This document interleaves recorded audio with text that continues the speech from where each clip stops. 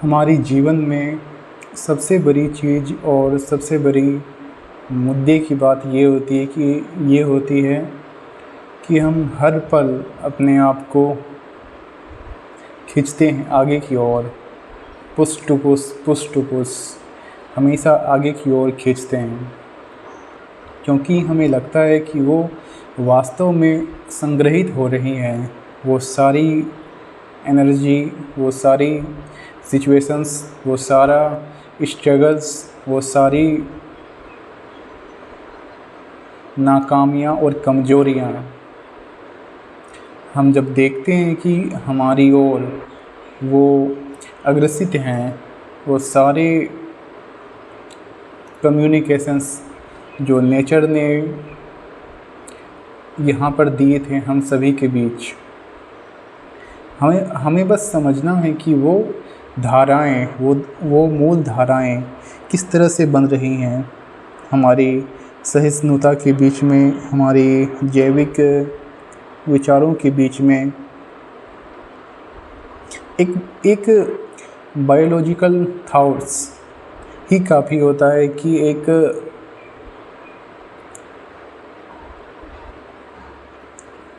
किण्वन की धारा को संचित करने के लिए हम जब देखते हैं कि हमारे आसपास किस तरह की अवधारणाएं डेवलप हो रही हैं, हमारे सहिष्णुता को दबाने के लिए, उस सहिष्णुता को दबाने की एक आकांक्षा ही हमारे रास्ता का, हमारे रूट का कांटा बन जाती है।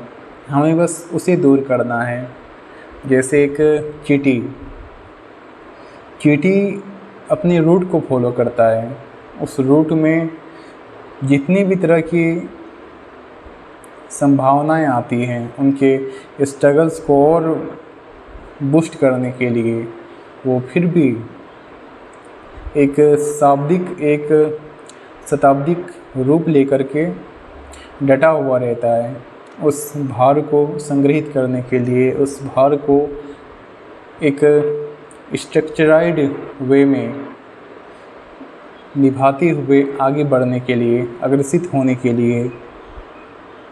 हम जब देखते हैं कि हमारे चारों ओर और किस तरह की धाराएं वो डेवलप हो रही हैं, वो भावनाएं, वो संतुष्टि, हम कितना भी कोशिश कर ले कि हमारे आसपास की जो संभावनाएं हैं, हमारे समाज को एक भीतर से उज्जवल अंकुरित आकार देने के लिए, वो कहीं न कहीं आकर दब जाती हैं, एक भविष्य की अनैतिकता बनकर, अनडेवलप्ड फ्लो बनकर, एक ऐसा फ्लो जो विकसित ही नहीं हो चुका, जो अविकसित है। हम जब भी बात करते हैं हमारे आसपास की धारणाओं को लेकर के, संग्रहित विचारों को लेकर के, जिसमें उनकी फ्रीडम, उनकी वास्तविकताएं किस तरह से संग्रहित नहीं हो रही हैं, हमें बस उसे समझना चाहिए, उस एक भाव को। वास्तविकता में वही मायने रखती है, वही बहुत इम्पोर्टेंट और बहुत अग्रसर बन जाती है। इसलिए हम जब भी देखते हैं कि हमारे गांव में, हमारे डिस्ट्रिक्ट में, हमारे स्टेट में, हमारे कंट्री में किस तरह की दूषित भावनाओं का जन्म हो रहा है, एक अशिष्टात्मक व्यक्तित्व को शामिल करके, हमें उसे समझना चाहिए कि वो भाव कहाँ से डेवलप्ड हो रही हैं। उस धारणाओं को संग्रहित करने के लिए हम जब देखते हैं और समझते हैं कि वो भावनाएं आखिर हमारे समाज में वो कौन सा तत्व है जो उस तत्व से जुड़कर वो अपने भाव के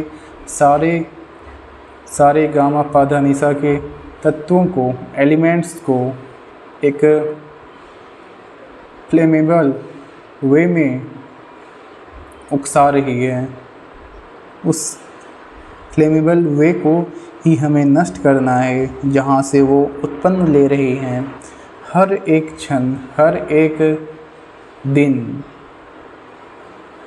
हमें बस इस चीज़ को ठीक करना है, इस अवधारणाएं को। हम जब भी देखते हैं कि हमारे आसपास में किस तरह के लोग रहते हैं, किस तरह के सांत्वना हम लोग को मिलते हैं, तो हम डाइवर्ट हो जाते हैं कि नहीं, ये इस तरह की भावनाओं को उत्पन्न करता है या अवधारणाओं को अपने मस्तिष्क में शामिल करता है, तो इसलिए हम इनसे बातें नहीं करेंगे। वो अदृश्य बन जाते हैं एक तत्व की ओर, एक तत्व नैतिक क्रिया की तरह मात्र ही उस तत्व के भीतर में।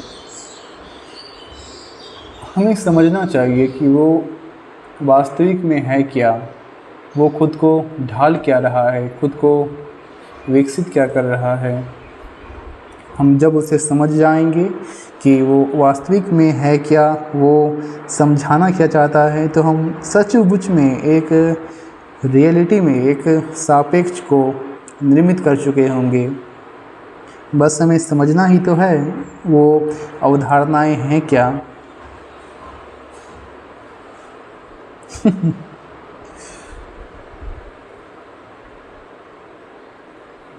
सिर्फ अवसाद के विचारों से नहीं, एक सुदृढ़ और दृष्टिकोणात्मक, भावनात्मक, एक संग्रहितार्थ व्यक्तित्व को अगर हमें बनाना है, तो हमें समझना पड़ेगा कि हमारे भीतर, हमारे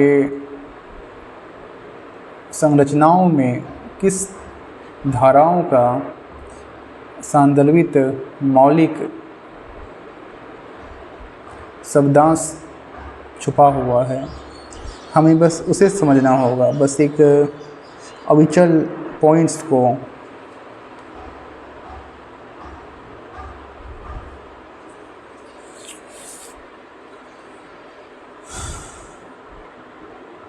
वास्तविकता में एक ये पॉइंट है कि हम बस समझना चाहते हैं कि वो भावनाएं, वो उत्पत्ति किस तरह की निजी जीवन में एक सांप्रदायिक महत्व बन जाती है।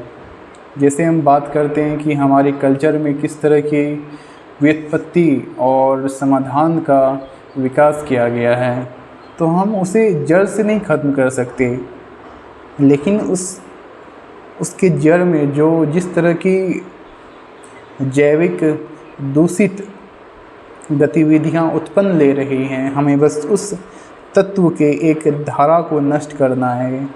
वो खुद ब खुद नष्ट हो जाएगा, वो दूषित धारा। हम बस देखते हैं कि हमारे मनोविचार में किस तरह की सुदृढ़ भावनाओं का उत्पन्नात्मक एक शब्द बौलिक, एक शब्द अक्षांश क्रिएट हो रहा है, रिक्रिएट हो रहा है अनडाइजेस्टेबल वे में। वो रह ही नहीं रहा, अनडाइजेस्ट हो जा रहा है। बस हमें उसे संतुलित करना है, एक बैलेंस बनाना है, एक सांत्वना देकर।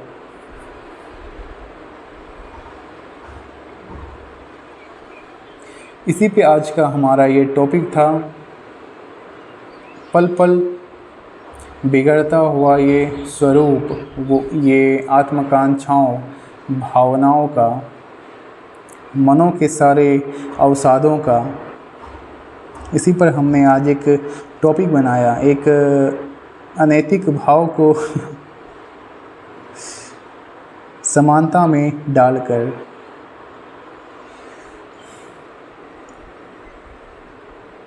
हम जब तक समझेंगे नहीं कि वो उत्पत्ति एक दूषित भावना का ही, वो किस मौलिक क्रियाओं का संरक्षित है, जब तक उसे नहीं समझेंगे तब तक हम किसी भी तत्व के अवधारणाओं को, धाराओं को या तात्विक अवसादों को ठीक नहीं कर सकते।